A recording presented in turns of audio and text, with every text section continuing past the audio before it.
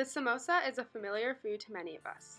When we think of samosas, a picture of deep-fried, twisted pocket of crisp dough filled with chicken, meat, or potato comes to mind. It is commonly made from a maida flour shell stuffed with a savory filling, the most common vegetarian option being mashed boiled potatoes, onions, green peas, and spices, and green chili. Options with meat are also available with minced chicken or lamb added to the filling.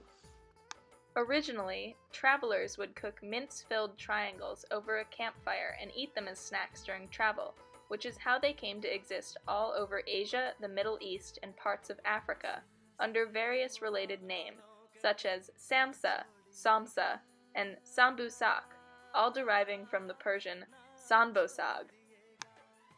The samosa has been a popular snack in South Asia for centuries. It is believed that it originated in Central Asia prior to the 10th century. It was introduced to the Indian subcontinent in the 13th or 14th century by traders from the region, likely traveling on the Silk Road. Ibn Battuta, while traveling around parts of Asia in 1334, describes in his book a meal at a royal court where the samushak or sambusak, a small pie stuffed with minced meat, almonds, pistachio, walnuts, and spices, was served to him. In North India, samosas are served hot and usually eaten with fresh mint, coriander, or tamarind chutney.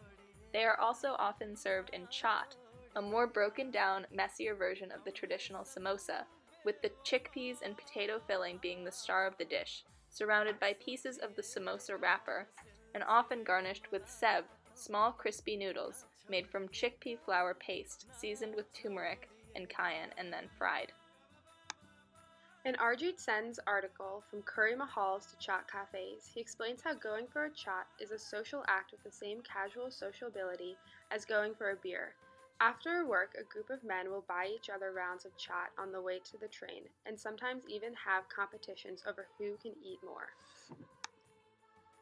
We decided to try to make samosas ourselves to replicate the Indian street food experience. First, the filling is made, beginning with ghee and cumin in a pan. Ginger, potatoes, peas, red chili powder, coriander powder, and garam masala are all used, and whole coriander seeds can be added for texture. The dough is the next step, made with refined or maida flour, ghee, salt, thyme, and water.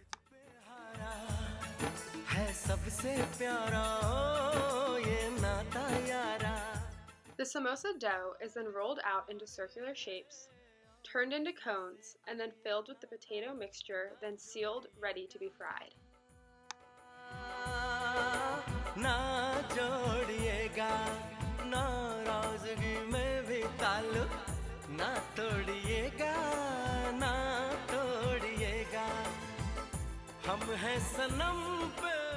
Samosas are traditionally fried on medium heat in vegetable oil for a relatively long time, usually 10 to 15 minutes, to ensure a desirable golden brown color and fully cooked filling.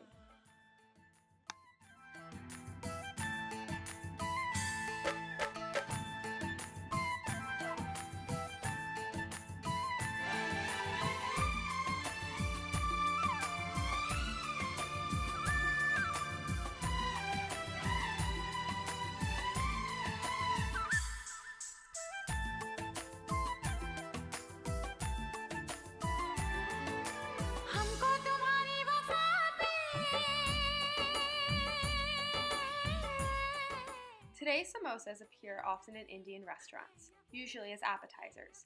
In addition, there is a large subset of casual restaurants that specialize in chaat, known as chaat cafes, that boast their samosa chaat and samosas. Usually, these plates are very cheap, some offering sizable bowls of samosa chaat for as little as $3.